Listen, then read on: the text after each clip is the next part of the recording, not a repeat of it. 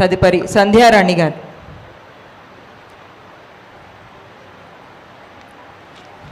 మనసంతా ఏదో ఆశ శీర్షికన కవితను వినిపించబోతున్నారు.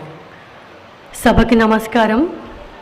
మా నాన్నగారు కీర్తిశేషులు శ్రీ ప్రగడ జగన్మోహన్ రావు గారి ఆశీస్సులతో శీర్షిక మనసంతా ఏదో ఆశ.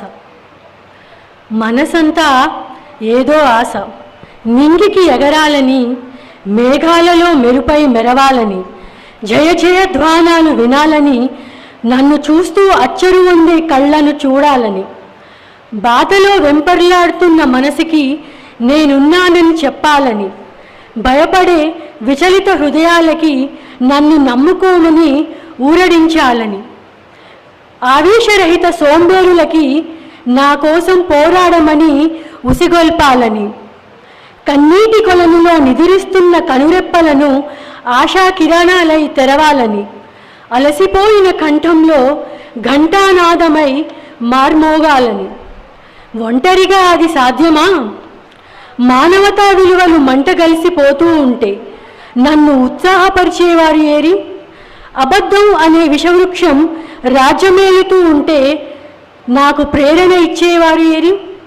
అధైర్యం వికటాట్టహాసం చేస్తూ అపహాస్యం చేస్తూ ఉంటే అండదండలుగా నిలిచేవారు ఏరి? న్యాయం, ధర్మం, నీతి, నిజాయితీ, అవినీతి కబంధ హస్తాలలో కూరుకుపోయి ఉంటే మనసారా మెచ్చుకునేవారు ఏరి? గెలుపుబాటను మరిచి ఓటమి సావాసంలో అసవులు బాస్తూ ఉంటే, నాగరికపు ముసుగులో నవచైతన్యపు దారిలో నలిగిపోతున్న నమ్మకాలు, అమ్ముడవుతున్న మానమర్యాదలు, చేయి విడిచిన సద్గుణాలు, చేయి దాటిన భావావేశాలు, ఘోషిస్తున్న నాలుగు దిక్కులు సత్యమా నీవెక్కడా, సత్యమా నీవెక్కడా అనే ఆర్తనాదాలు మిన్నంటుతూ ఉంటే నేనున్నానని చెప్పాలని, నింగికి ఎగరాలని, మేఘాలలో మెరుపై మెరవాలని, జయజయధ్వానాలు వినాలని, నన్ను చూస్తూ అచ్చరు ఉండే కళ్ళను చూడాలని, మనసంతా ఏదో ఆశ, మనసంతా ఏదో ఆశ. ధన్యవాదాలు. ధన్యవాదాలు సంధ్య గారు.